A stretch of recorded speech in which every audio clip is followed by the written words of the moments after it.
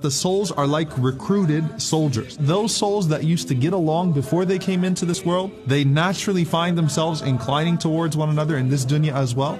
And those souls that didn't get along in the previous realm, they also find a natural aversion to one another. And there's a beautiful story behind this. So the Prophet ﷺ, when he saw this, that this woman that was famous for making everyone laugh in Mecca just happened to end up in the house of the woman who was famous for making all the other women laugh in Medina, and they became great friends and they were great sahabiyat, they were great companions. The Prophet ﷺ, he commented by saying, Al-arwahu junudun wa jannada. He said, these souls, they knew each other in the past. So those souls that used to incline towards one another, they incline towards one another in this dunya as well.